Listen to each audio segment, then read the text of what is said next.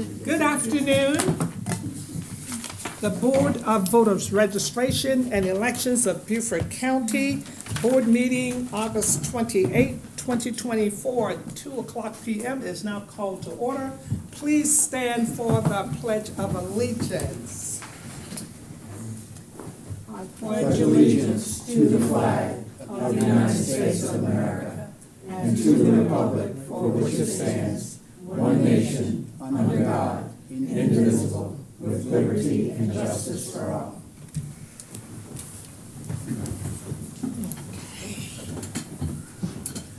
Okay, at this time, we are now open for public comments. Is there anyone for public comments? If so, please stand and give your name, and you're limited to 5 minutes. Thank you. Good afternoon. I'm Ann Bander from the League of Women Voters, Beaufort, and I will be much briefer than 5 minutes. I just wanted to let you all know, as if you didn't already know, the League is very active right now in a Get Out the Vote effort, and a lot of voter registration activities being planned over the next couple months. And wanted to express our appreciation to the staff of the board, who've been very helpful as questions arise that we don't have the answers to or whatever, and providing us information. So I just wanted to express our appreciation. Thank you. Thank you for that wonderful report. Thank you. Anyone else? Okay, public comments have now been closed. We will now go to our minutes from the two previous meetings we had. The first was on June the 13th, 2024, for board meeting. Can I get a motion to accept the June 13th board meeting? I so move. It's been properly moved and second. All in favor? Aye. Okay, motion carried. Next, we have June the 13th, certification hearing. Can I get a motion for the certification I hearing? so move. All right, okay, the second has been properly moved by Mr. Vedras, second by Beverly Dorr. All in favor? Aye. Okay, motion carries. Thank you. Okay, we're now to committee reports. First on the agenda, ad hoc committee, Matt Sweeney. Yeah, thank you. Everybody, in your package, there is this document. It's a two-page document. It says ad hoc committee on turnout and resource allocation. Okay, that's it? No, I have some Okay, comments. Okay, my apologies. That's all right. So this sheet is an update from a May 19th sheet that we reviewed at the May board meeting. And there are really just minor changes in the top line numbers from that analysis. So based on the forecasted election day turnout on November 5th, indexed by precinct and indexed for historic election day turnout, the number of BMDs needed was calculated. And this was a data-driven approach that used the 2022 general election data. As you recall, in some locations we had long lines, but we had good data about the 2022 general election. The bottleneck there was the BMDs. So what the ad hoc committee did was answer a word problem. So if, for example, a polling place had 5 BMDs and they closed at 8:30 p.m., how many BMDs would they need to close at 7 p.m.? And we looked at the data across all 56 polling locations and 95 precincts for that 2022 general election to come up with a calculation for the proper number of BMDs. So then we applied that calculation to the 84 polling locations this November 5th for the 126 precincts.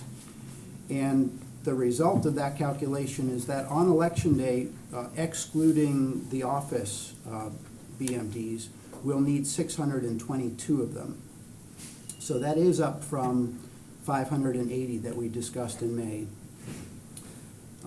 It means compared to inventory, we need 123 new BMDs, and fortunately, we're going to be getting those.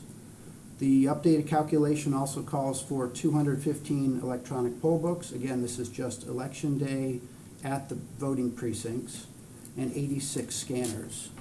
So the good news there is that with the equipment we're going to get for the 31 new precincts, we will have enough equipment to meet what the ad hoc committee thinks or recommends for the election. Are you Any finished? questions? Questions? Yes, now, we saying 123 new BMDs. Will they be certified and able to be used by the election day? Yes, sir. Yes. Yes, sir. So they will be, we can accept that as those new equipment is gonna be in place and ready to go. And that should lengthen the potential lines on election day. That should relieve the lines, yes. Okay. No guarantee that we'll close at 7 o'clock anywhere. I'm sure we will. Thank you, thank you. We will still. There's because no we have guarantee. no control over the timing that Thank you. voters get to the polling place and how long it takes them at the BMV. But it will give us a data-driven approach to allocate the equipment. Secondly, so this document. I have a follow-on question now. Yes, sir. Well, these, I know at one point we talked about getting equipment that may not be compatible at a certain time period going forward. Is this compatible for the future, or is this just for this election? Who can answer that question? All of our equipment will be compatible. We are in the process, and this will be a part of my report as well. Okay, I'm sorry. No, but that's okay, you asked the question, now let's answer. Yes, all of our equipment will be all compatible to conduct our elections in November. So whatever is needed, maintenance, upgrades, whatever, will be done prior to the November election. Anything else, Mr. Ford? That's it, for now. Okay, the second half of this document talks about forecasted counts of poll workers. And this is very important because as we look at the election on November 5th, there are really 6 elements that apply to voter throughput, how quickly we can get the voters in and out of the polling place. Things that we can predict but not control are the turnout, the rate of arrival, the complexity of the ballot, and the voter productivity, so how quickly a voter can get through the ballot. So we can predict but cannot control those things.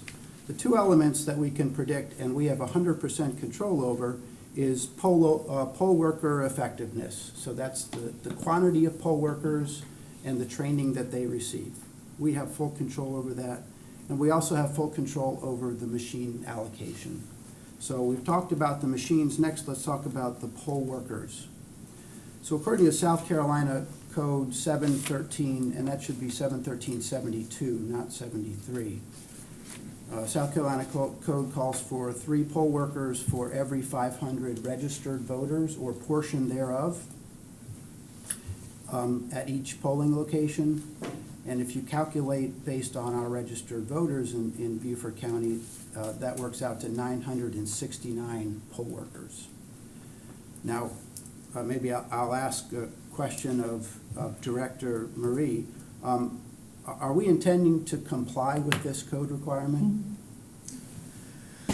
There are a few other elements that we will have to calculate in that formula because, again, we know that one size doesn't fit all, and depending on the size of the polling location, it would determine how many machines we can allocate because, I mean, we will allocate the maximum amount that can be accommodated by the facilities. We're talking about poll workers now. Same difference. Same. Because you're going to need, you can't have 32 people in a location that the capacity is only going to be like 10 or 12.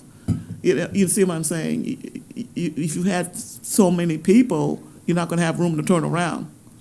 So all of that will be taken in consideration when we sit down to formalize the final distribution of equipment.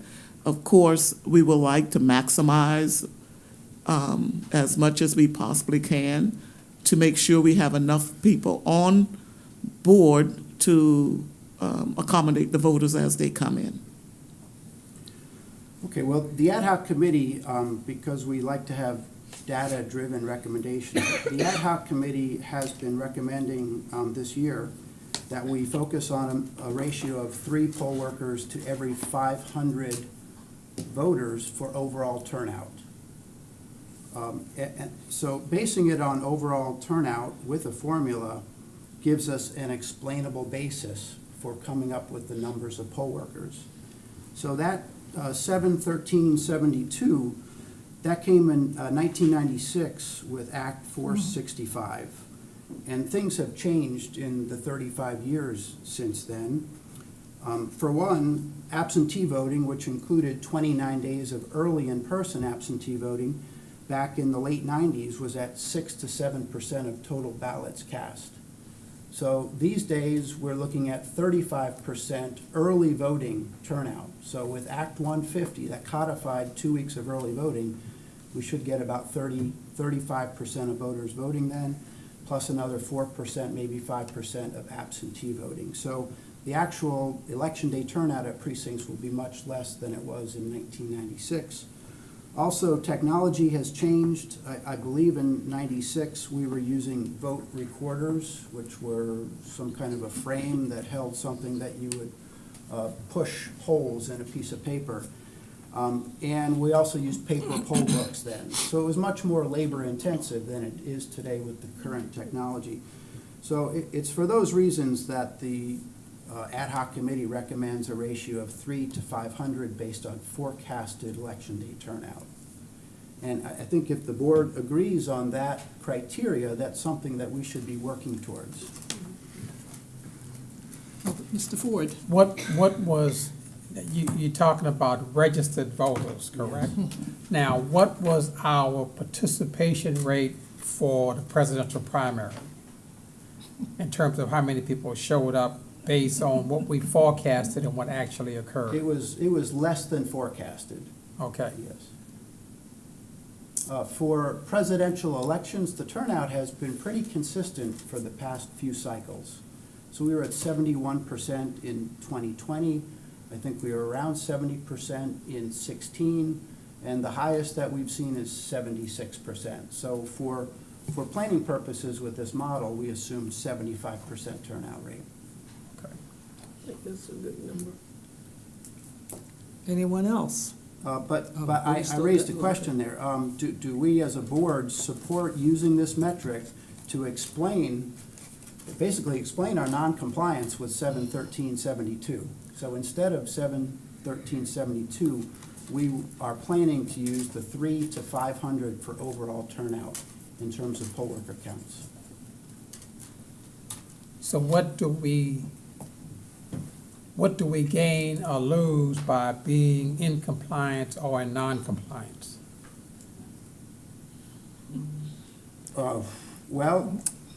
We believe that using this number, 3 to 500 for overall turnout, will give us approximately the right number of poll workers. It may need to be adjusted up or down a little bit based on the specific location, but on average across the county, that 3 to 500 seems right-sized. I Okay. think the wait time would be shorter too if we have adequate machines, equipment, and staff. Mayor, and is that using the 35% early voting as part of that benchmark? Yeah, the formula used 75% overall turnout and 60% of that on election day. But this metric for poll worker counts is just based on overall turnout. So. Anyone else? Can I Oh. add something? Sure. I'm glad that you said that we could adjust it based on the polling location, because if we used that metric, for example, we would need like 50 poll workers at each of the Sun City locations. Boundary Street Gymnasium, Mr. Lucas isn't here, but we would need 27 to 30 at that location alone. Plantation House, the same, would need like 30 poll workers. There's not room for that in these locations, and I think it's unrealistic to expect that. That's just my 2 cents. I think that's I'm hoping that's what Mr. Sweeney is attempting to say, is that we will definitely take into consideration the ratio of poll workers per voter and projected turnout, but we have to be realistic about what we are doing in making the assignment. If you're going to adopt something, you have to leave some leeway for exceptions. And so, ultimately, we would like for our precincts to be well-staffed. So if there are last-minute dropouts or turnouts is more than we had anticipated, we would be able to accommodate that wherever the location is. So please know that I think our goal is the same, is to maximize whatever we can maximize in poll workers and equipment. But there are going to be, what we have to first to get in our minds is that we are not going to eliminate lines. That's, I don't have a matrix for it, but we're not going to eliminate lines. That's almost automatic. Our goal is to minimize the line and the wait time for the voters, and that's what we are attempting or would like to do. I don't care where you go in these United States, you want to have some lines on election day. This is my concern. I don't want to back us into a corner and we can't meet that objective. If we are saying that we want to vote on an item and we give it the deadline of November of 2024, I just think that we're putting ourselves in a situation where we're going to fail. If we're saying this is an ideal and we want to meet in a year or two, that gives us the flexibility to work effectively towards that goal. But I don't see if we are at a number today that is 20 or 30 or 40 people below our targeted date, I don't see where we're going to get the people from to meet that date. So I'm not sure we're gaining anything by voting to agree to a standard that we know in the back of our minds that we can't meet. So I would be reluctant to back ourselves in a corner like that, but if the majority of the board feel that way, then I can go along with it, but I'm not accustomed to that. Okay, well, I think, right now, the board needs to accept that we're not going to meet the South Carolina requirement under 71372. We're not meeting the statutory standard.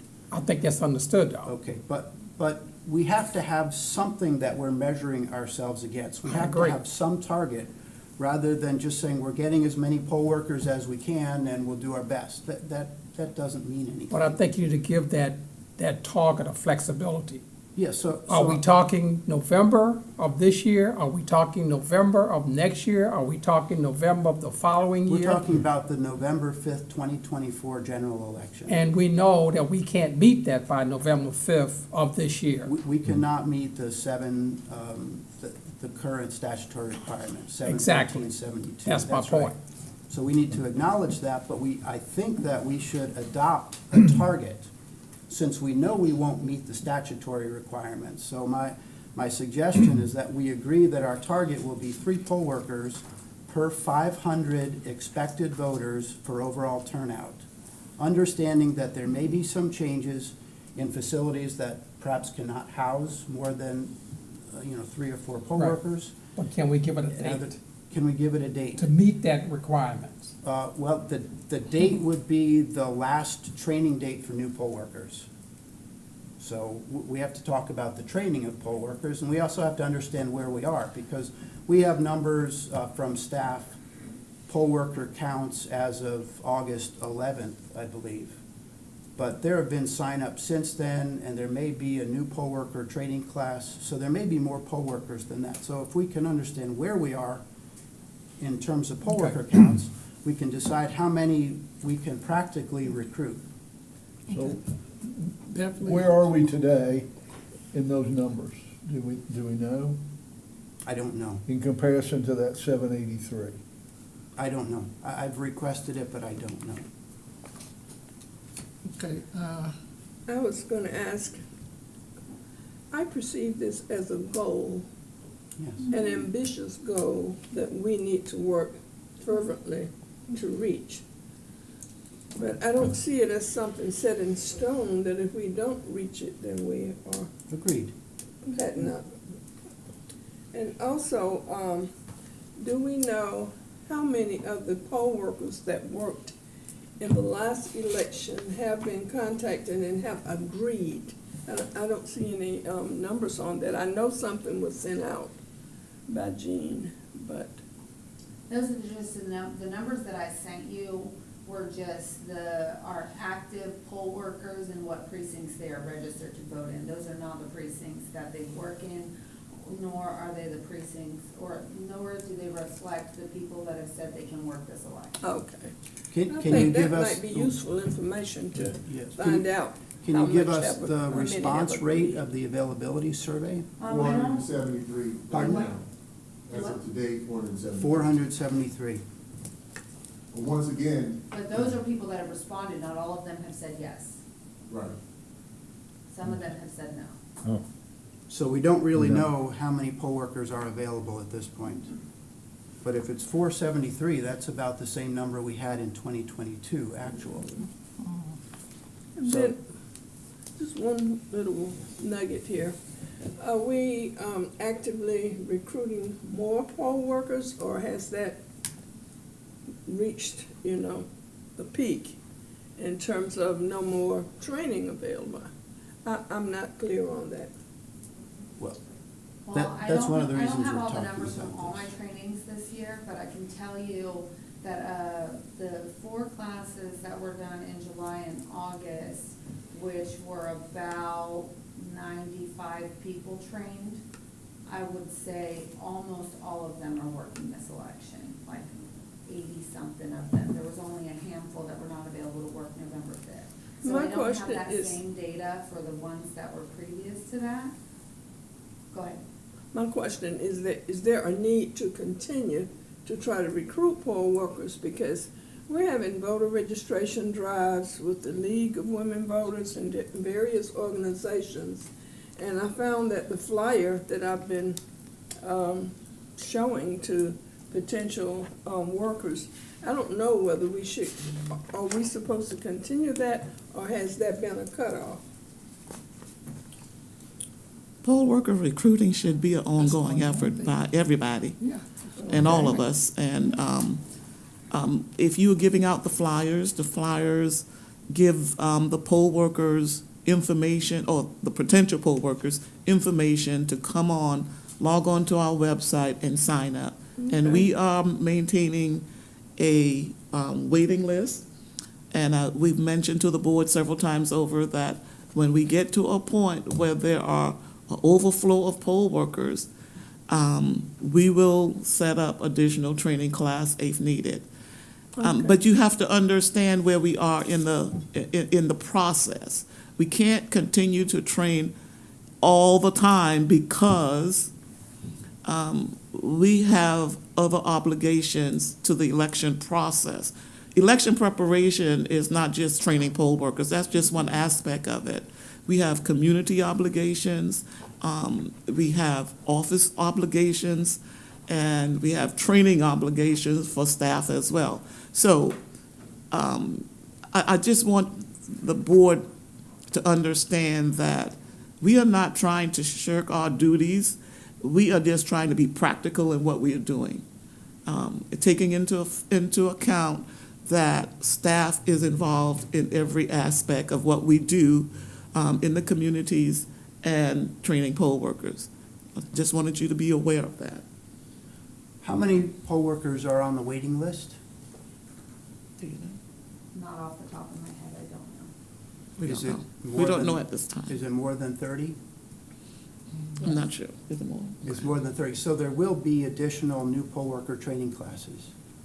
We have not sat down and scheduled one because of all the other trainings that we have, which you will find in your board packet. But yes, if there is 30 people, and once we get through making all these assignments of current poll workers and the ones that are responding to their surveys, and I think we are planning on sending out a reminder survey for those who have not responded. And again, some people are talking to board members about working, but they're not responding to the survey. So please encourage your folks, if they are planning on working, they need to go to that survey so we will know that they are available.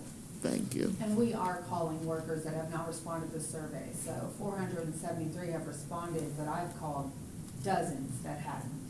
So we're not just only assigning people that have responded to that survey. We are making the calls.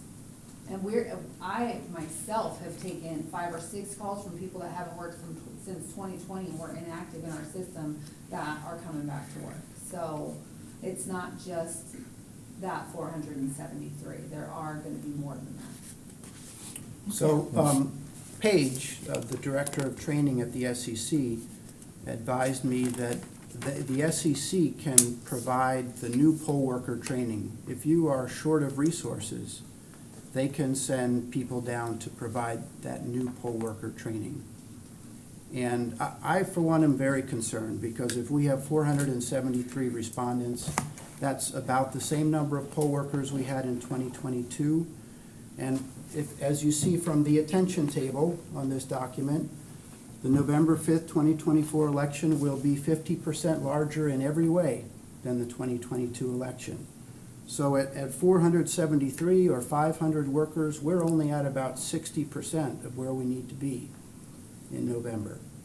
So I think, Beverly, in answer to your question, we should start aggressively recruiting poll workers, since it is one of the things that we can control. And if staff would work with the SEC to get the resources needed to provide that new poll worker training, we can get those folks to work in November. Jean? We Jane? shouldn't be comparing the 2024 election to 22, because that was a midterm election. We should be comparing it to 2020, which had more workers than that. Yeah, Because but this is a the presidential 473, general election, I'm which is comparing the 473 to the number of actual poll workers we had in 2022. Right. So I don't It was a know how different many we type had of in election. 2020. But if we're at 473, that's about 60% of where the ad hoc committee believes we need to be. Okay. So I would like to make a motion. Yes. Back when we were meeting with county council to discuss the additional supplemental pay for poll workers, at that meeting, we raised the thought of allowing county workers to work at the polls and not have to use a vacation day or something like that, and just be able to work. And at the time, Mr. Robinson, I don't think really fully understood what we were asking. We now have a new county administrator, and I'm wondering if we should go to Mr. Moore and ask him if there's a possibility to tap into the, 1,500 or so county workers, to see if we can identify some workers and give them some incentive to work the polls out there. I think it's a great idea. It is a good idea. And I just want to follow up on I think where Matt was going, and that we're really just trying to set a target. Everybody in this room recognizes that there are going to be lines. But regardless of how long or short the lines are, there will be some complaints from voters. They will go to potentially their representatives, and those representatives will probably come back to us and want to know, what were we doing? And we have something we could fall back on and say, this is our target, this is what we established. And I think that's all we're trying to do, is establish a target. It's not if we don't hit it with, there's consequences, but it's a target that is explainable when the questions come, if they do. But I think the target needs to have a date attached to it. That's all I'm saying. I agree with the target, but having an open-ended target, we may be having this discussion 10 years from now. Unless you have a specific date and a deadline to meet an objective is an open-ended objective. That's all I'm saying. I thought it's been clear what the target date was. It was. November of this year? Be prepared for this election. I don't think we can meet that. Ambitious try. Yeah. And not only, I'd hate to vote for something when I know in the back of my mind, we're not gonna make it. It puts us in a bad position, I think. If we're gonna have a target, let's have a target that's achievable. Let's not just put a target out there just to have a target, because then there's a blemish on our record as commissioners. That's what I'm trying to avoid. and also, I know from working in the past several elections, including the 2020 general elections, that at the last hour, before that morning of election day, I've had 3 people that had family emergencies, that could not work. They weren't just calling out, and they have always worked. So we do need to be mindful that even though we may have the numbers, the targeted numbers, things do happen.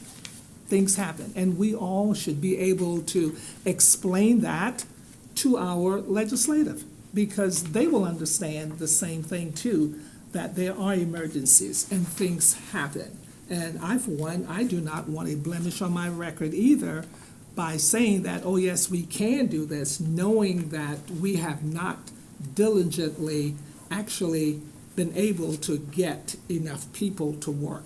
People are just not responding that well to wanting to work the polls. And I don't think that's just a Beaufort area. That's all over.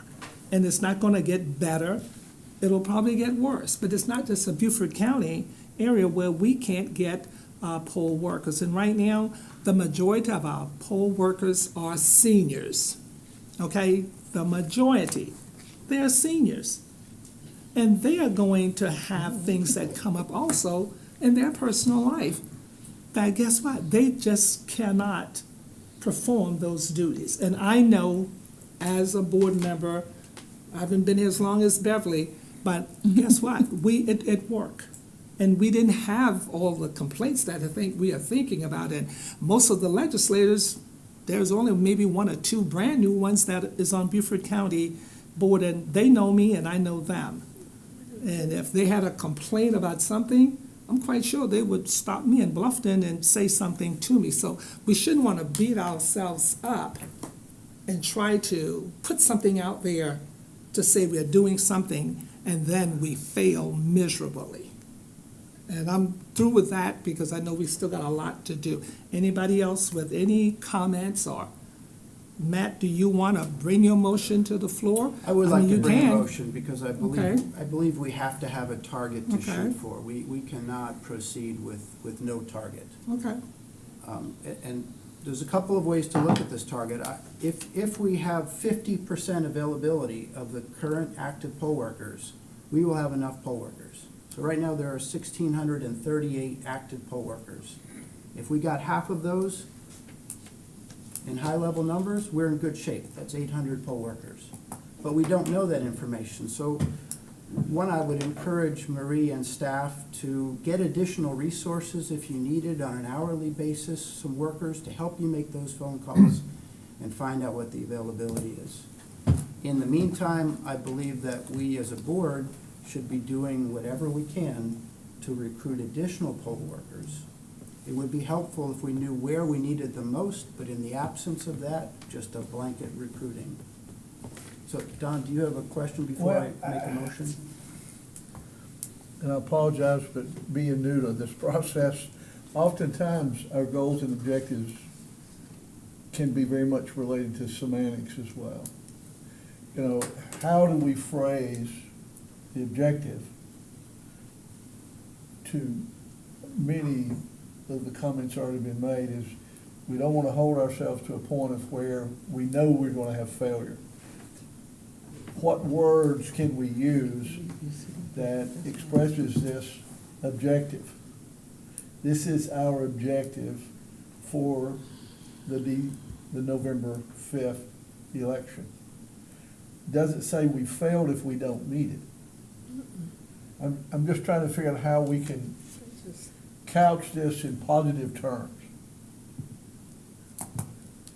Because there's no one, I don't know everyone sitting around this dais, but I know that no one's looking to be ineffective And nobody's looking to set themselves up for failure. for failure. Right.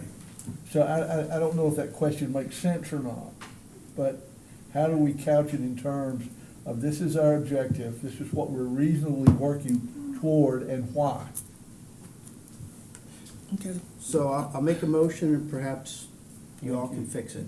Oh, I'm sorry. No, I was just gonna say, you know, when you work without a target, without a goal, then you don't know how to define success. And this tells us that if we achieve this, then we, you know, have achieved success. But if we don't achieve it, it doesn't necessarily mean we failed. It means that we need to work harder and smarter going forward. So if we have 1,000 poll workers, we've obviously succeeded. But the thing is, we wouldn't know what we actually needed without these numeric figures that we have that Matt spent hours on that help us determine what would be optimum. And we also know, I mean, when Jean's talking about some locations, if you use this metric, you're gonna have 30 poll workers and that's too many. I also am looking at, and I spoke up to this to you, some locations that actually are so small that to put those many people in would also be counterproductive. And particularly I mentioned Grace Hill Fire Station. Or Booker T. Well, and yes, I also mentioned Booker T. But particularly, I mean, literally the location can't hold the equipment. We'd like it to. It'll be more efficient. It'll make things move smoother, but it doesn't do that when people are tripping over each other and the equipment. So sometimes this is not a one size fits all. It's just a generic across the county. This is the average that will work to be effective. I just want to interject one statement. Goals can be attainable at certain levels. It can be attainable at a 60% level, a 70% level, an 80% level. So it's not either all or nothing. Am I seeing that correctly? You don't Yeah, have I agree with to you. achieve Yes. 100%. Absolutely. It's, we mastered at 80%. So next time, what do we need to do? That's a good point, Beverly. For example, we have 84 polling locations. We may have 100% compliance with our target for 70 of those. And we'll know that 14 of those that were at maybe 80% of our target will work harder next time. And 10 couldn't handle it, didn't have the space to. Yes. Okay, Matt, So- you want to come up with a wording for your motion? I propose a motion that the board will adopt a target of available poll workers at a ratio of 3 poll workers to 500 voters based on overall turnout for each voting location, subject to the capacity of each location. That's pretty long. You think you could narrow it down? I mean, if you need a motion, you have to get a motion on that. I second the Yeah. motion. I Okay, second. who's second? We've got a couple seconds going around. Okay, so it's been properly moved and second that we adopt, what is it, Matt? This motion, we That's what I'm saying, adopt it's a very target, long. adopt a target of available poll workers of a ratio of 3 to 500 voters based on overall turnout, subject to capacity of each location. Okay, all right, we're ready to vote. I have a All of, question. oh, yeah, I still would like to see a date on that motion. By October 5th. By October? By October 5th, 30 days before the election. okay, so it's been, the motion has been amended to include the date of October 5th. Okay, we're now ready to vote. All those in favor, please raise your hands. Aye. 1, 2, 3. Okay, 6 voted in favor, 2 abstained. Motion No, carried. I vote against. I know, yeah, you vote against. So it's It's not not a abstain, I vote Okay, against. okay, you voted against it, and I did. So we have 6 in favor, and 2 against, okay? Okay, all in favor? Uses of aye? Aye. Motion carries. Okay, all right. Mr. Ford, facilities? Yes, thank you, Madam Chair. The Facilities Committee met on the 2nd of August to talk about 3 critical things that we think are going to impact us in this election in terms of our personnel, our equipment that we just spoke about, and our actual facility at Election Central. I can't get into all of the specifics that we are talking about because of the sensitivity of the topic, but we tried to encourage to our staff that our most important and critical resources are people that work at the building as well as those folks who come to visit the building. We want to make sure those folks are safe. We want to also make sure that the equipment that we're working with to make the election successful, that they are also safe from any potential adversary having contact with them. And third and foremost, we want to make sure that the facility housing our people and our equipment are kept safe. Again, we don't want to make anyone think that our facility is unsecure in any way, but we don't want to discuss that because of the sensitivity of the topic. We want to discuss the specifics. But you have a copy of the report in your package. If anyone has any question, want to ask me after the meeting, we can address those questions then. Okay, all right. Thank you, Mr. Ford. Mr. Backer? Thank you, Madam Chairman. Facilities Committee met on July 29th. At that time. Finance, I'm sorry. Sorry, Mr. Ford. We met on the 29th of July, and at that time, the primary topic of our agenda was the purchase of new equipment for the 31 new precincts and how to achieve funding for that. That issue has now kind of been resolved with help from a number of people, including our legislative delegation, so we will be getting new equipment, as Director Smalls noted. So with the other topics of the meeting were the fiscal year 24 budget. We wrapped up the year on June 30th. Finished the year essentially at budget. It was about a $4,000 delta to the good. The staff was able to make some purchases toward the end of the year of supplies and materials within the constraints of the budget. And the major variances were election salaries, which are poll workers, which was 122% of the budget, and overtime, which was 163% of the budget. For fiscal year 25, we reviewed the budget that was approved by County Council. The 25 budget assumed 2 countywide elections, one being the November general election and one to be determined. We know now that we will have one special election for the open school board seat in District 7 in Bluffton. And that's going to encompass about 10% of our precinct. So there obviously will be some budget impact to that, but we assume 2 countywide elections, so we should be okay for the remainder of the year. The 25 budget includes the $100 supplemental pay for poll workers that is funded by the county. And the total budget for fiscal year 25 is essentially equivalent to what the 24 budget was, about $1.79 million total. Any questions? Any questions?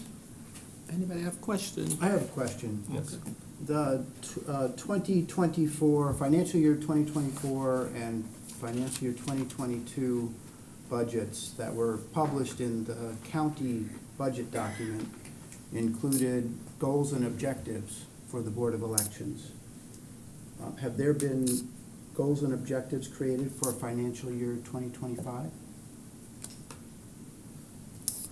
No. That was not a part of the budget package this past year, but I do have goals and objectives. We did not submit it because it was not requested, so, but we can share that with you all. I see Mr. Sweeney has come up with his, with some of his own goals and objectives, and I guess it would need to probably be combined with what we have, or at least looked at to see if we can agree on what the goals and objectives should be for this year. I think that would be a great idea. You've made it clear that there are limited resources available, so if we can agree on the goals and objectives, we'll understand where those limited resources are directed. So are we talking about goal and objective for 25? Financial year 2025. Okay. Which includes the November 5th election.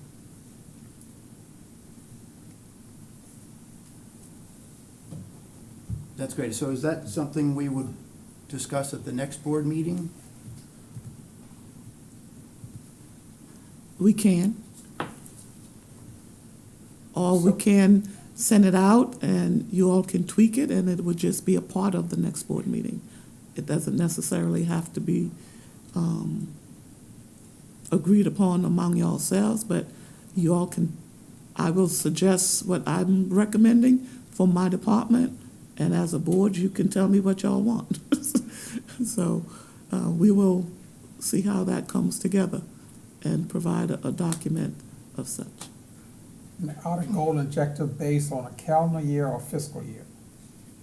Well, in the past, based on what the county has published, it's fiscal year. Fiscal year.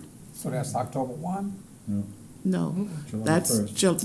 July 1st. 1 to June 30th. So fiscal year 2025 has already begun. Yes.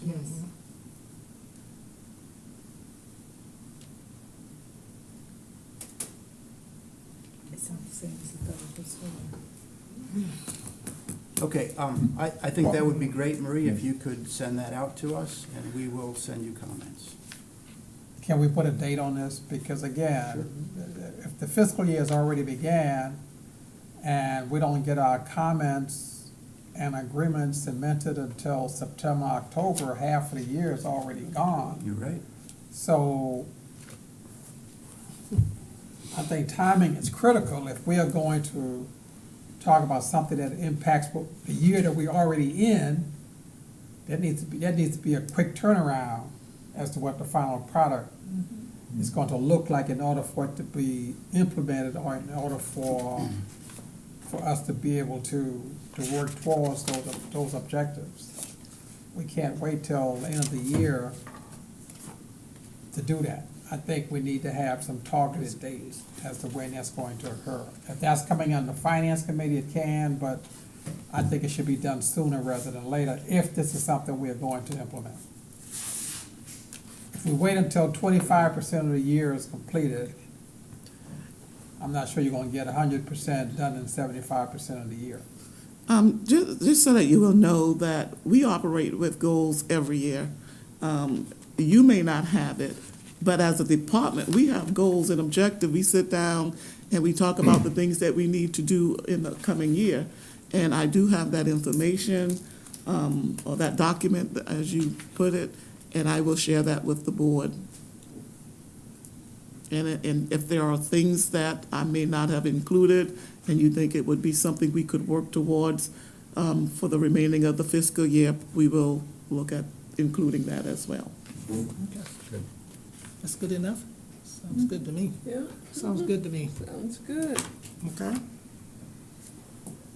Okay, we are now down to Mr. Sweeney, Legislative Affairs. For legislative affairs, the only comment I have is really thanks for our legislative delegation. They tried during the regular budgeting process to have the SEC's request that included equipment for our 31 new precincts. in the SEC approval. It did not get approved, but since then, our legislative delegation did a lot of work for us. Tom Davis, Senator Davis, and the chairman of our legislative delegation, Bill Herb-Kurzman, sent a strong letter of support to the SEC, and ultimately, the SEC board voted to approve an agreement with ES&S to provide the equipment that we needed. So just a big thanks to our legislative delegation. Okay, Good work. all right, thank you, thank you. Representing committee, no report, No report. okay? Rules committee, Liz Johnson, No report at this all time. right, okay. Move along. All the way down to new business. Any new business, director's report. I have Oh, some new sorry. business. I have some new business. Oh, I'm sorry, I didn't, The Finance Committee lost one of our members when Mr. Lucas resigned. And I would like to add another member to the Finance Committee to take Mr. Lucas's spot. And I would like to nominate Mr. Sweeney to join the Finance Committee. okay. Now, I have a question about that. Since we are so short right now with board members, and for each one of these committees, I need to be at those meetings, so we can't have more than 5 people. We can only have 4. So somewhere along the line, we may need to look at changing how many people we have on our committees to 3, and I make 4. How many Because were other you? than that, I will not be able to You, attend the myself, meeting. Don was on it. And Mr. Wedgeworth. You see what I'm saying? So, because other than that, I will not be able to attend any of the meetings, and I should be there. So you're saying we should not We can't have nominate a 4. replacement? But I'm saying we can't have 4, because then with me being on, it's gonna be 5. We did it, but I don't know, maybe Marie, you can answer this question for me, we can check on it. If we have 4 board members at a finance meeting, and I'm there too, that's 5 people, Which would constitute a Okay. quorum. okay? I think we need to look into that, but I think what you're recommending is probably true. We might need to hold all committees to 3 members, and you being the ex officio person, you as the chairperson, or whoever the chairperson is. I'm not sure what the makeup of the different committees are, but that may be something the Rules Committee need to look into to make sure that we are compliant.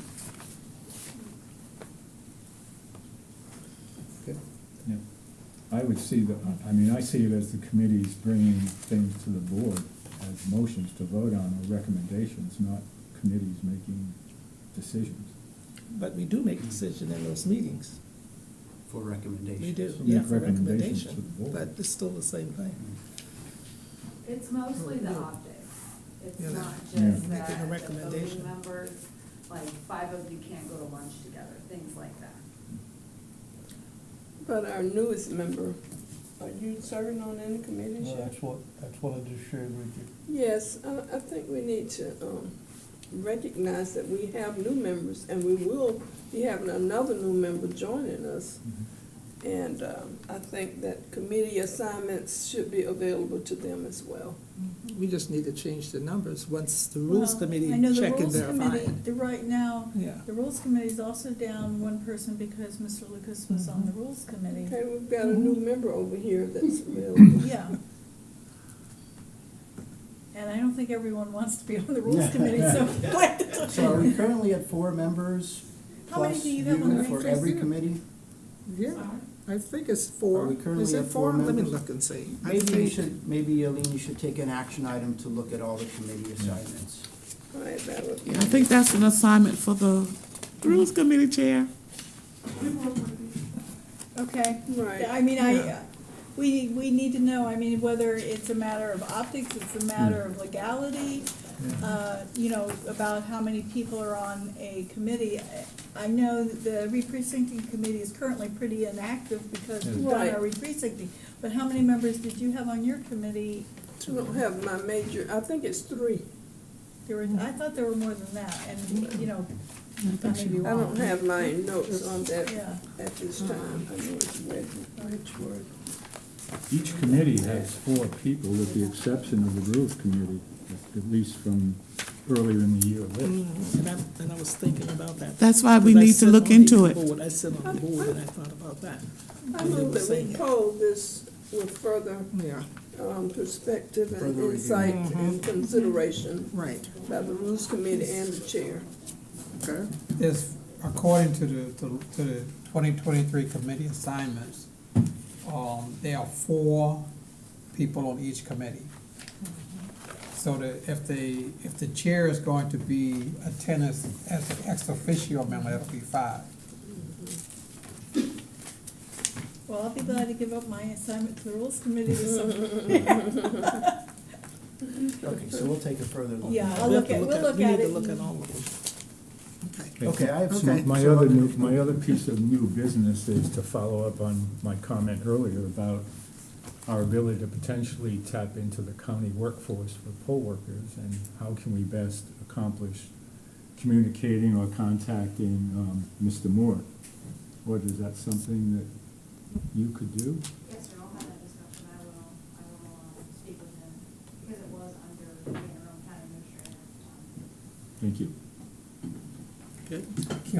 Can we put a deadline on that as to when we can get some feedback as to what his response is? I will do my best to try to meet with him this week, and I'll let Marie know. Okay. All right. Anybody, Matt? Yes, new business. So on the issue of meals for poll workers, Mr. Cooper asked a question, and I thought I would just bring the rest of the board up to speed. So the Bluffton Hilton Head Chamber of Commerce, Miss Kathy Havens has taken it upon herself and the chamber to arrange for poll worker lunches for all poll workers at all polling locations south of the Broad, which is a pretty big scope, so that. That is, But we don't want to forget about the poll workers north of the Broad. Right. So this week, I reached out to a contact that Mr. Backer gave me at the Beaufort Chamber of Commerce, asking if they would be willing to take on the responsibility for everything north of the Broad. So I'm waiting to hear back from her. If she comes back and says she can only, the Beaufort Chamber can only do X, there are 34 polling locations north of the Broad. If she comes back and says they can only do, say, 20, that leaves us 14.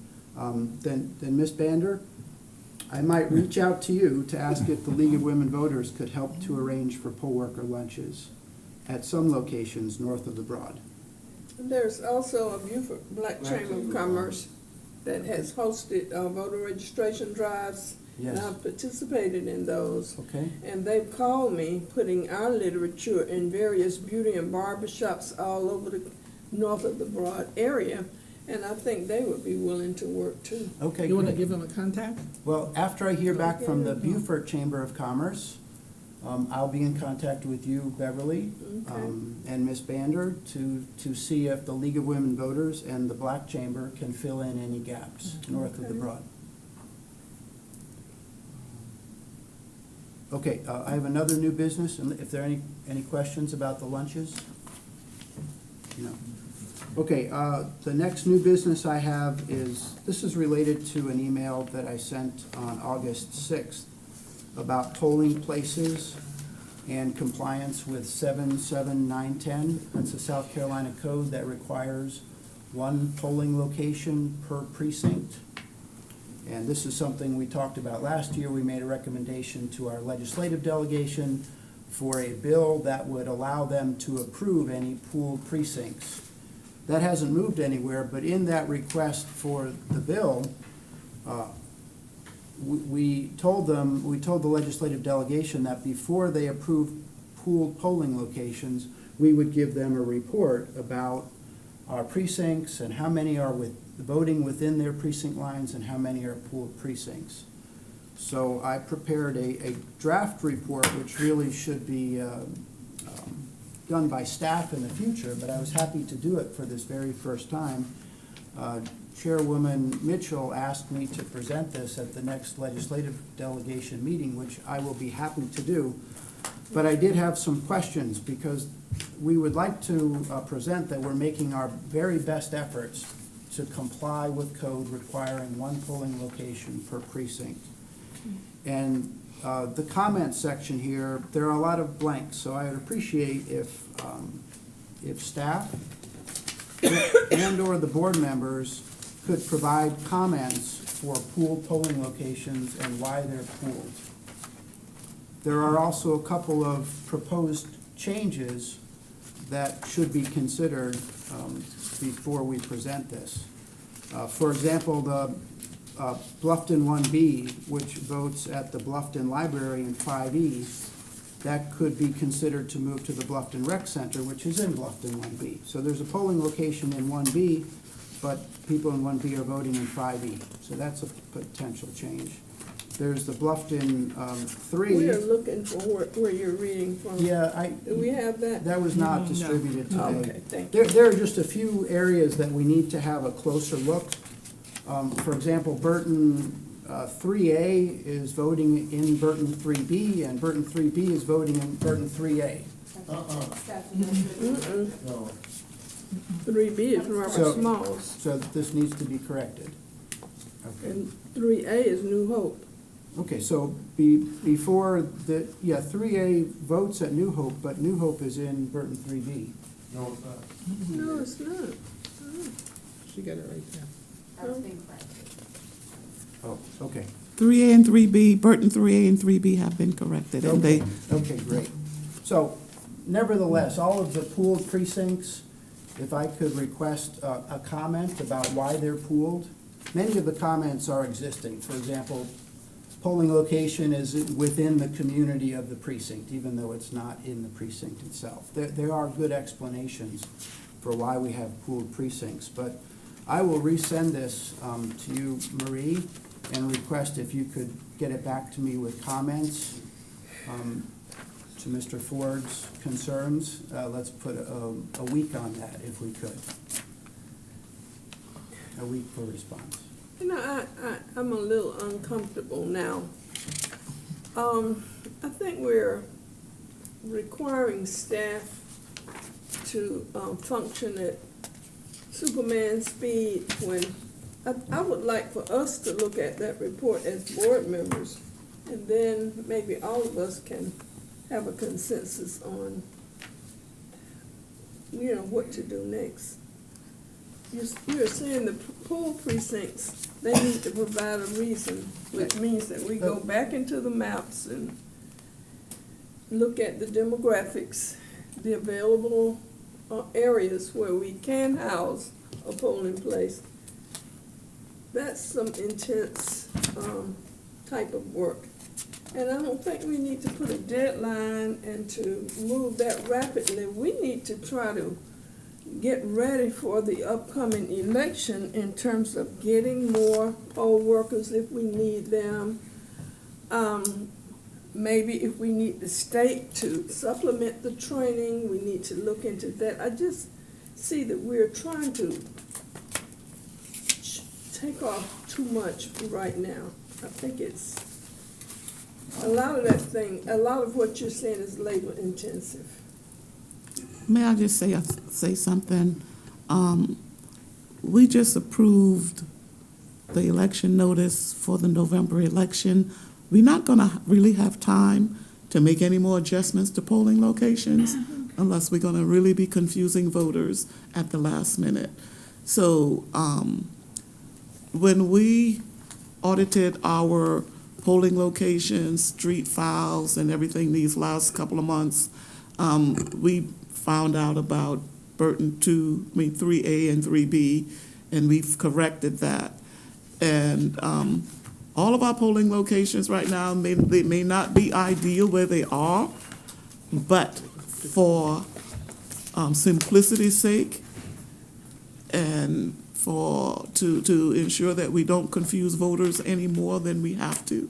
We need to leave things alone for now and let that be part of our goals for the remaining of the fiscal year. It's just too much, because every time we move somebody, we have to send them a new voter registration card. So I agree. I don't think we should be making any further changes. My goal is, before we present this to the legislative delegation, that we get some explanations about why why precincts are pooled. And if we believe that the board can do that easier than the staff, I'm happy to ask the board to do that. I think the board needs to look at the document that you're communicating from first. That Yes. needs to be a first step. Well, this was sent to all the board members on August 6th, and I will resend it to all the board members.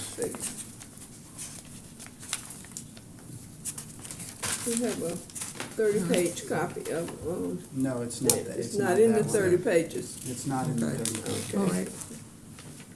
Anything else, Matt? Do we have an abundance of pool location, Matt? We have, what, I think 54 single, we have, yes, we have 24 two-precinct locations, 5 3-precinct, and 2, no, I'm sorry. Yeah, we have 24 two-precinct, 5 3-precinct, and 2 5-precinct. Are most of You those said south? 5 precinct? No, we have, sorry, we have 53 single precinct locations. Okay. We have 24 two-precinct locations. We have 5 3-precinct locations, and 2 5-precinct locations. Now, Two?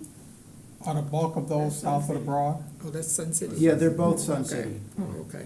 I'm saying the bulk of the pool precinct, are the bulk of those south of the Broad? Just generally speaking. Yeah, off the Yes. top of my head, I can't tell The you. majority of mostly. Yeah, Yes. that's what the growth. Well, I think we know what the problem is there. Yeah, I If they're think, south of the Broad, I think we know the problem. Yeah, and it's gonna continue with growth. And I'm not sure that It's gonna continue. we have an answer as long as the HOAs are saying they're not gonna provide space for us in their respective locations. So, and that's an I don't know. answer. That's the comment that we need.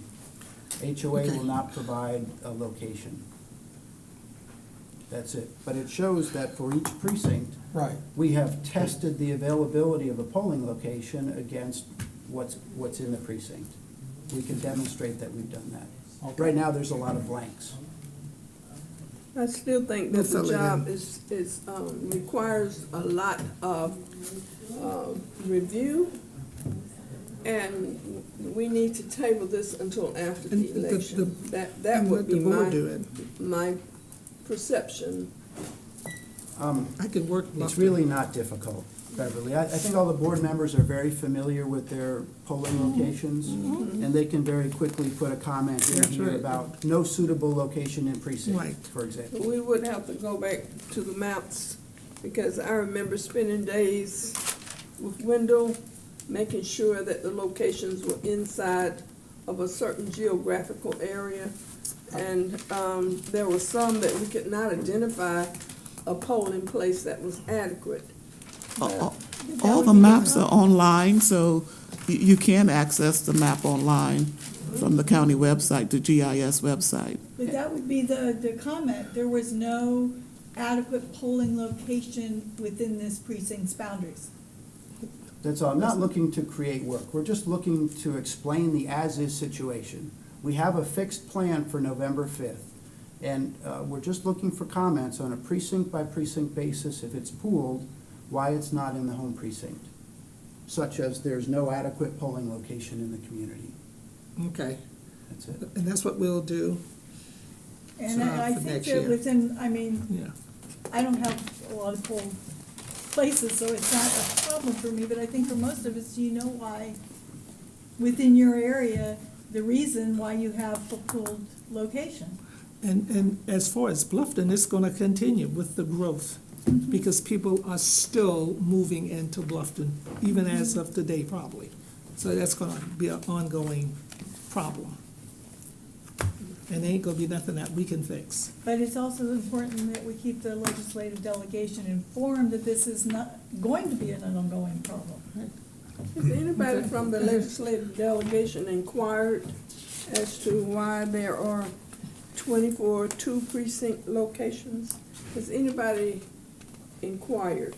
Well, Not for me. the former chairman with whom I discussed this bill to allow the delegation to give us permission to pool precincts, he did have a question. Why do we have these pooled precincts? And if you're going to ask us to give you permission to have pooled precincts, we would like to know what the situation is. And that was the intent of putting this report together, Okay. which is simply to report the as-is condition with an explanation for pooled precincts. Just a, There was no mandate to say you must not have pooled precincts. There's an acknowledgement that we will, just like there are statewide. We just have to explain and demonstrate that we've made best reasonable efforts. see, that's that is something that our delegation can have input in support, because this is a statewide issue. This was one of the, what do you call it, objectives for SCARE. What do we call it? Priorities. One of SCARE's priorities. And for the last year, there were a couple of legislators, not in Beaufort delegation, that supported it. However, because it was not supported by the folks that was affected by it the most, it didn't go very far.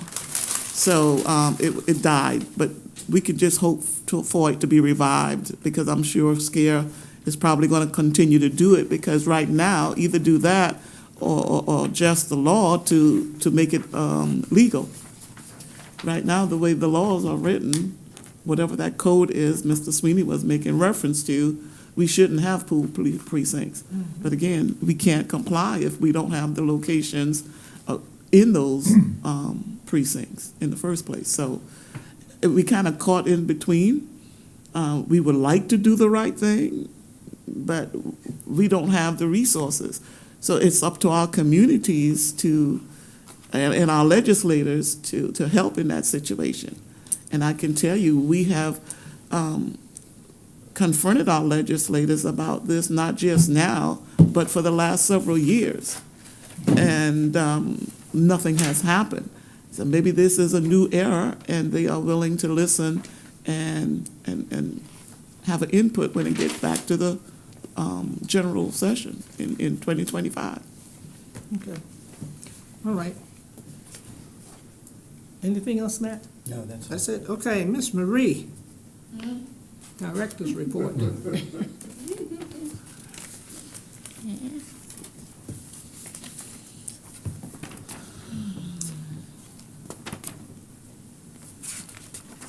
Window?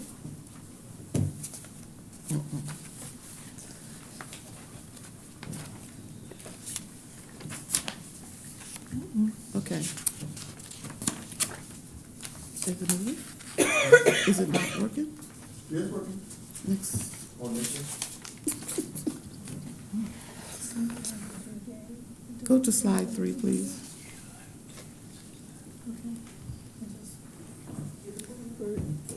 This one right here? Oh, that's not moving. I'm sorry, I thought it was moving. Okay, we can, you should all have a handout. Yes. Okay, we can just move on. If we go to slide 3,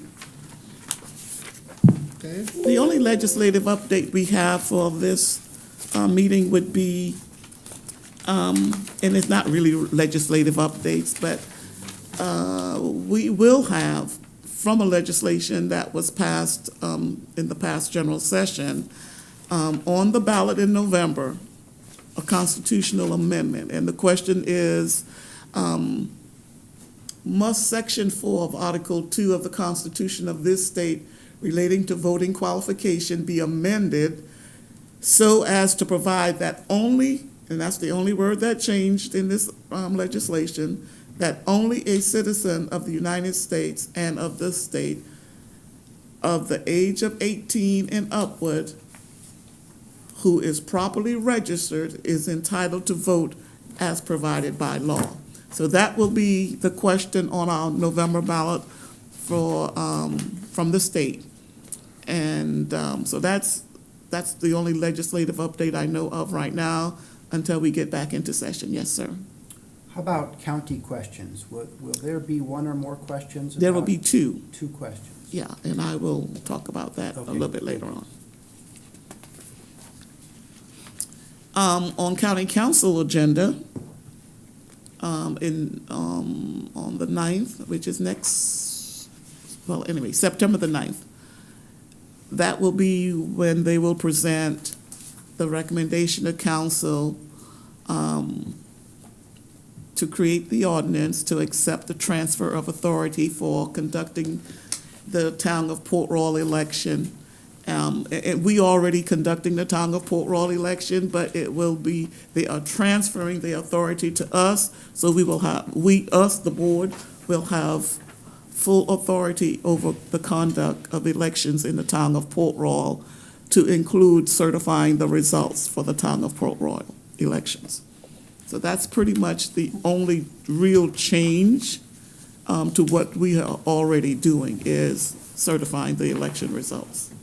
Marie, when these different municipalities transfer that authority to the Board of Election, does any resources come with that?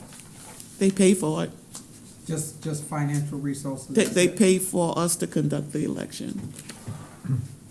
But we provide everything else. If they are on a standalone, that's okay.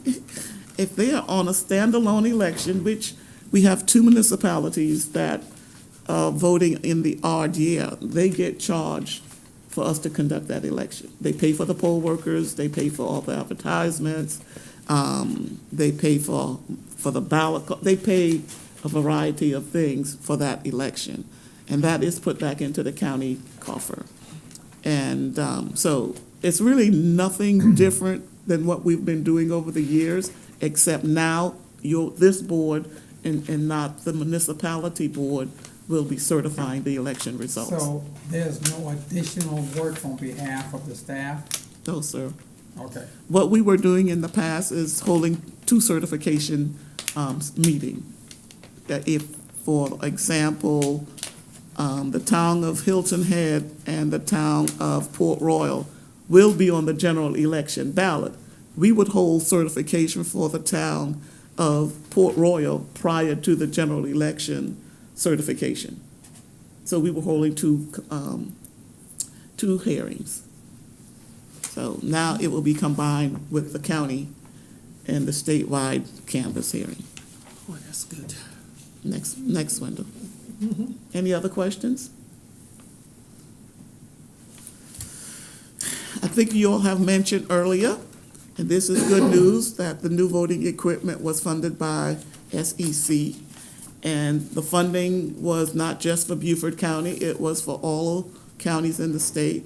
We will be getting upgraded tabulators and scanners for all of our precincts, and that will be effective for the November election. And I know you mentioned earlier about the equipment, whether or not they will be certified. Yes, they will be certified. They will be delivered around the 23rd of September. Unfortunately, we wish we could have done it earlier, but because we have a special election going on in September, we cannot change out our equipment until after that election, because like you mentioned earlier, we can't have 2 sets of equipment. And the equipment was slated to come on the 6th of September, but we start early voting on September the 3rd. And then we can't switch out our equipment in the middle of the election because we can't have 2 different software running the election. So we will push back until the 23rd, and whatever it takes between the 23rd, 25th, if it takes the whole week, when they are finished, everything will be ready to go. Next slide. We do have a special election, like I said, September the 17th. That was due to a resignation on the school board. We accepted filing. It closed on July the 30th. Briefings, the last briefing for that special election was yesterday. Early voting will start September the 3rd. And it's only going to run Monday through Friday from 8:30 to 5. And we'll only have 2 early voting sites open, the Bluffton Recreation Center and, of course, our office. Certification for that, which you all will be doing. So put this date on your calendar, September the 19th at 10 o'clock a.m. You will have to certify the school board election results. Also, we will have another special election for the Fripp Island Public Service District due to a resignation there. The fortunate thing is that one will be tacked on to the general election. So it will not be a separate election, which helps. That election, again, is scheduled for the November 5th. We are accepting candidate filing through the 30th, which is this coming Friday at noon. And the briefing for those will be incorporated along with the general election briefing. Mary, just a question on the Bluffton School Board election. How many candidates filed?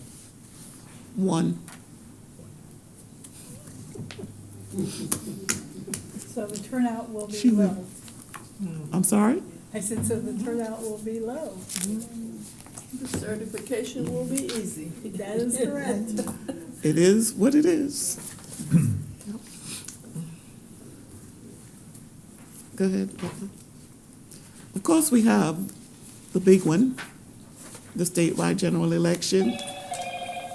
And on that ballot, we will have the president and vice president, Congressional District 1, State Senate District 43, 45, and 46, House of Representatives. All of our houses up every 2 years, so they're on this ballot as well.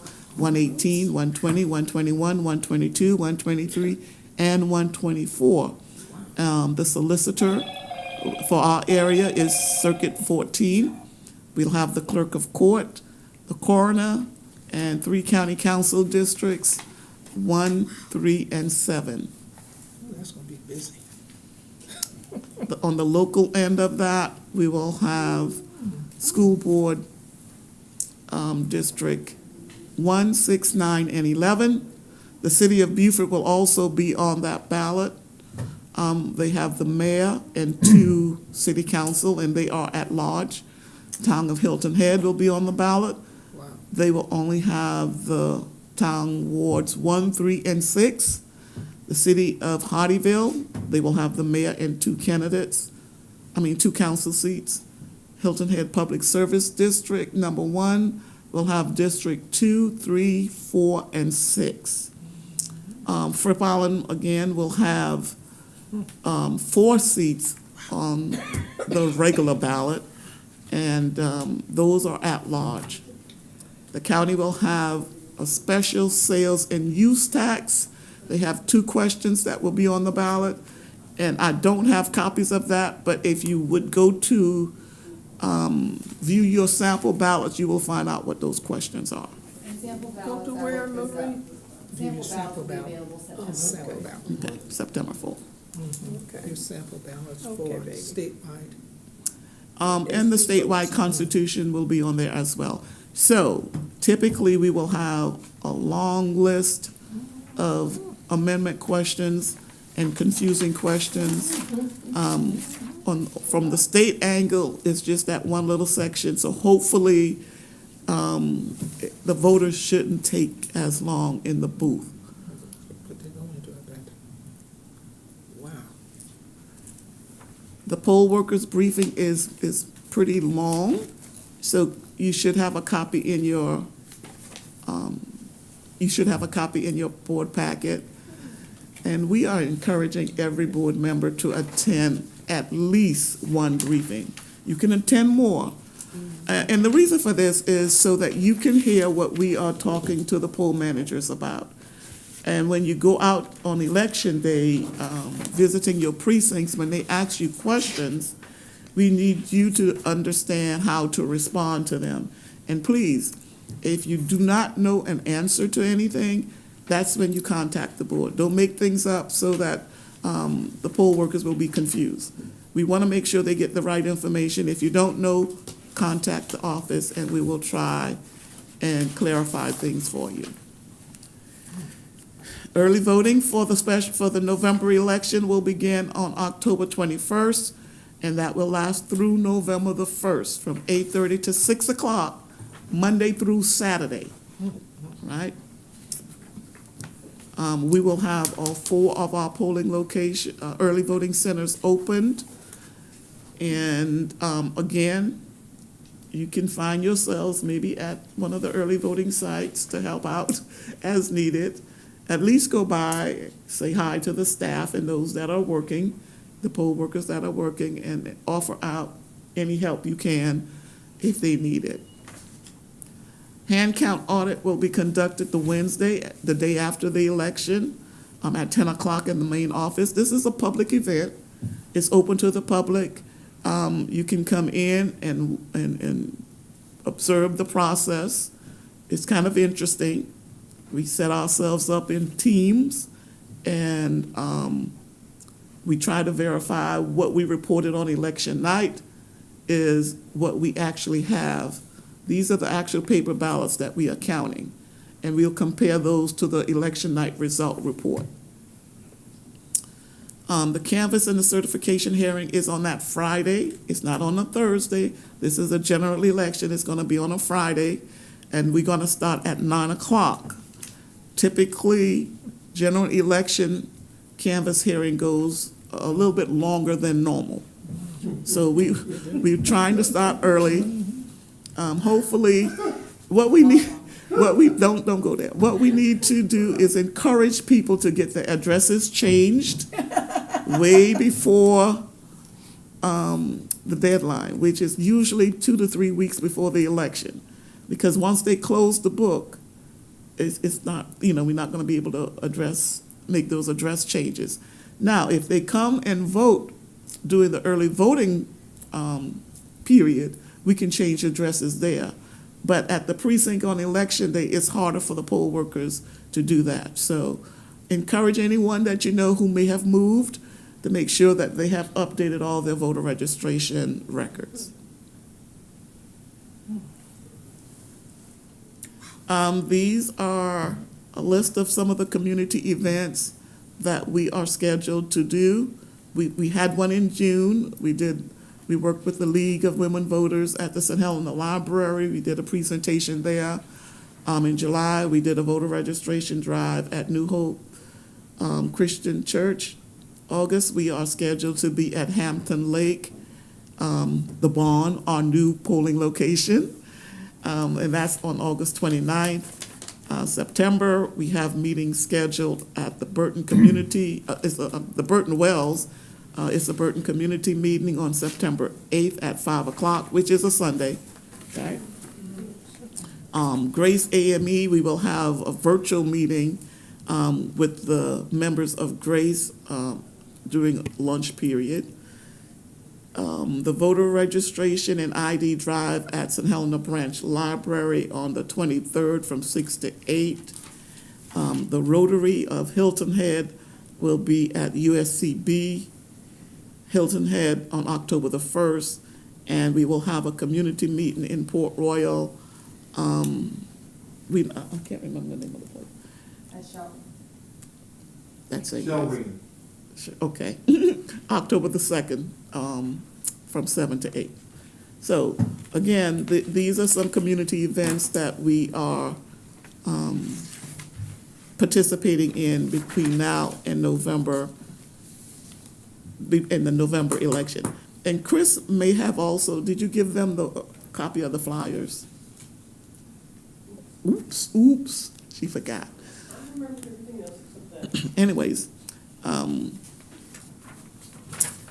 Mr. Ford did a facility report, so the only thing I wanted to say in reference to that is that Parkside Amenities at Hampton Lake is a new facility, which will be actually in the September election.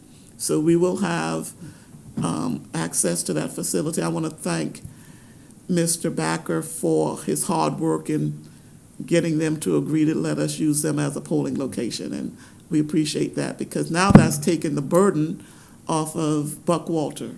So, in Buckwalter, remember, we had 4 precincts there. Now we will only have 1.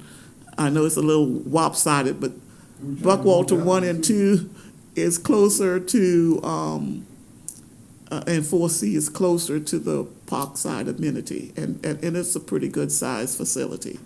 So, of course, our goal again, like Mr. Sweeney said, is to have 1 for every location, but until we get to that point, we have to do with what we have, okay? The SCARE Mid-Year Conference was in North Charleston on July the 18th and 19th, and we had staff and board members there. Everybody seemed to have enjoyed themselves, and the information that were presented at the conference, I think we had, 2 board members, 3 board members, and almost, 4 staff members, 5? Anyway, I couldn't go, so I'm sorry I couldn't go, but I had other appointments already scheduled, but staff came back and gave a briefing on the content of the mid-year conference, and that was good. The general election workshop is scheduled for September the 19th for the directors and staff, and board members will be on September the 26th. We will only have 4 board members attending again, because if 5 of you go, you will be in a quorum. So the state does not recommend that more than 4 attend. So I think all 4 of those board members have already signed up, and they know who they are.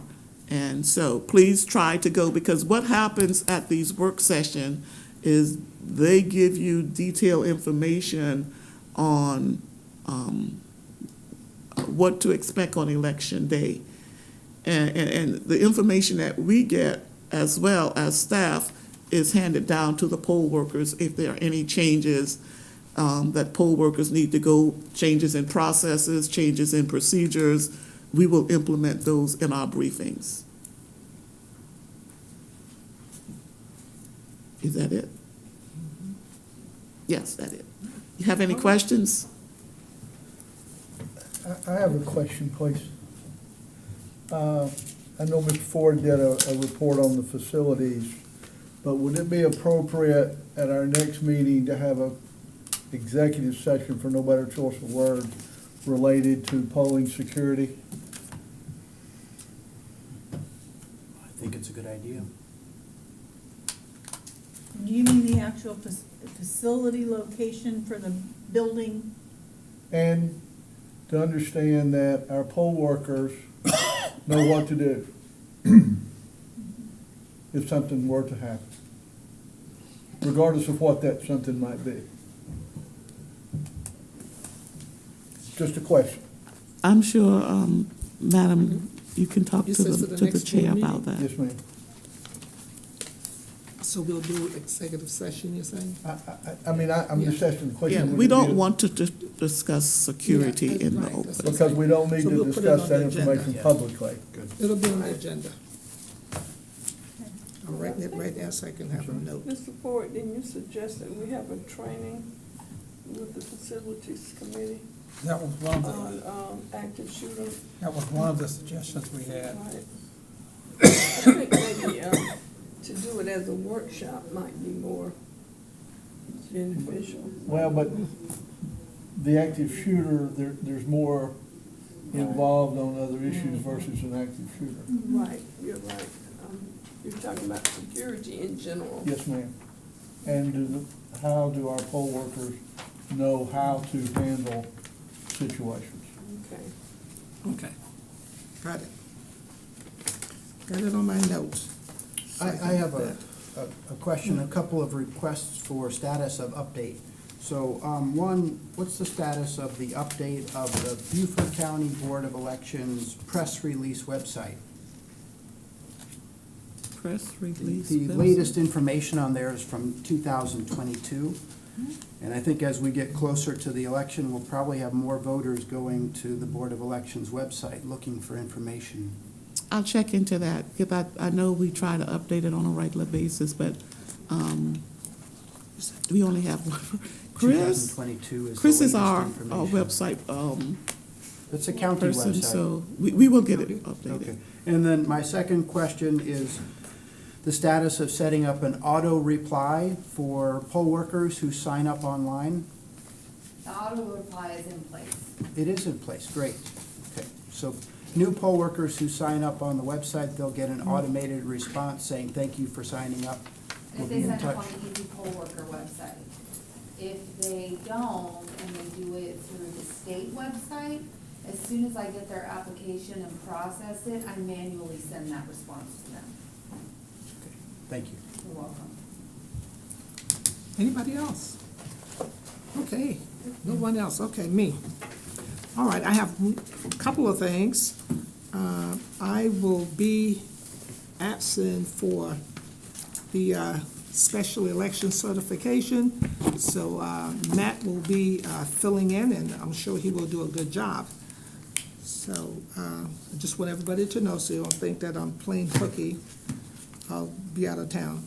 And the other is that I thank staff for all that they are doing to get us ready for the special elections and especially the general elections, which is going, it's a lot of work, and especially with the new equipments that we have. And I will ditto Matt on saying a big thank you to our legislators for pushing the needle further. Thanks to Marie, our director, also for sending those letters out that needed to accompany the decisions that was being made not only on our behalf, but for the state as a whole. And to all of the board members, thank you for a job well done. Thank you for all of your diligence in whatever way you've done it, and especially your input. I know that everyone know that Mr. Lucas, he had to step down, and he just didn't want to just do this. It was something that he had to do. So, you know, we continue to keep him in our prayers, and, you can always send him a little email, a little text message just to check on him, to let him know that he's still our friend and he's still a part of us, because that will give him encouragement. We all need that. And I know that we are, as a board, we will help each other out doing the general election, because the seat of Mr. Lucas has not been filled, so we will do whatever is necessary to help out, and I will be doing the same in the Bluffton area, because that is going to be a big day. For the 2 weeks of early voting, I will be out at our early voting center, and also on election day.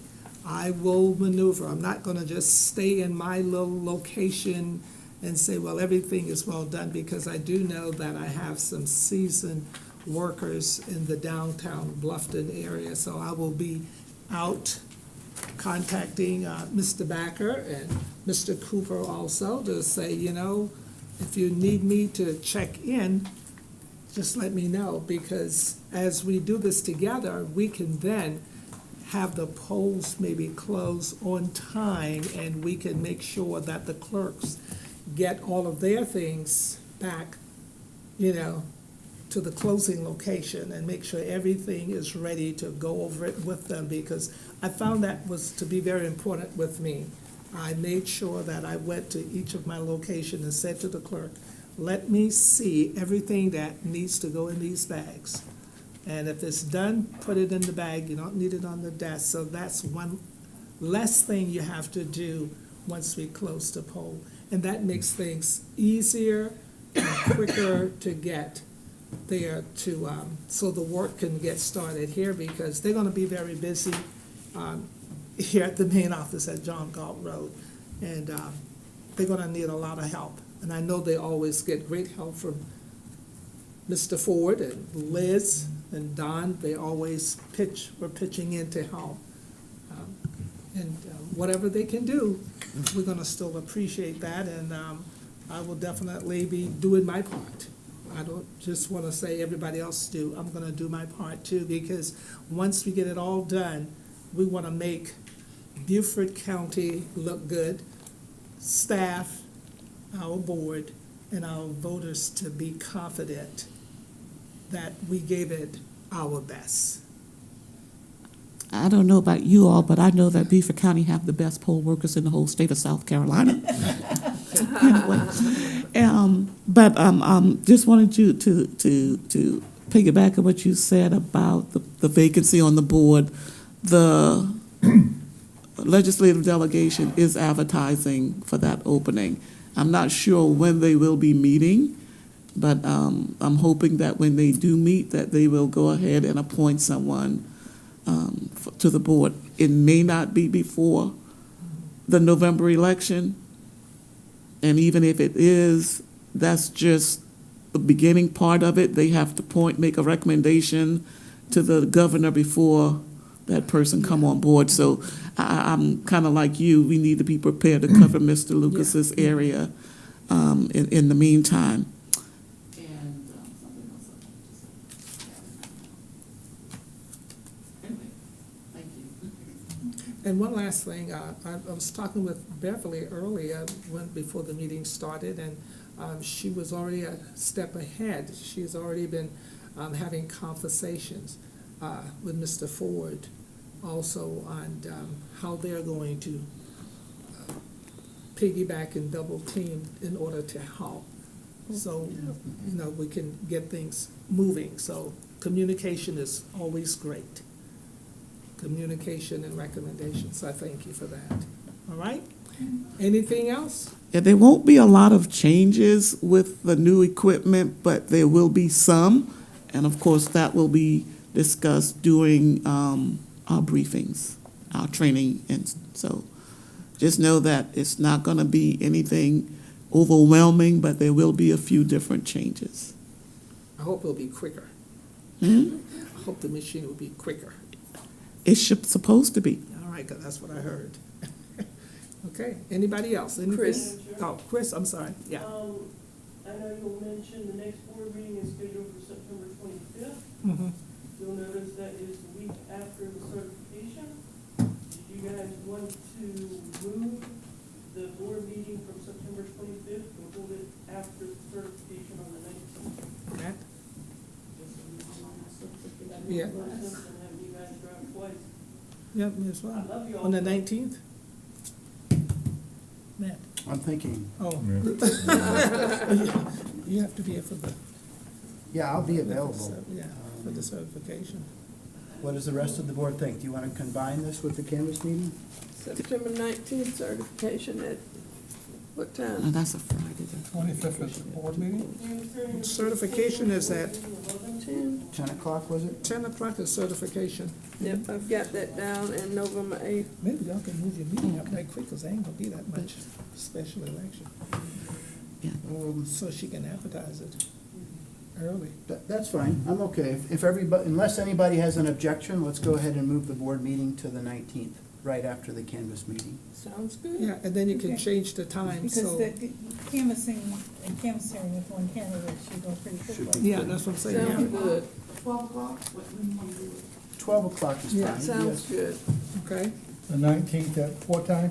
12. 12. Okay, That's for the board That's for meeting the now. board meeting, you Right. still certified at 10. Mhm. Okay.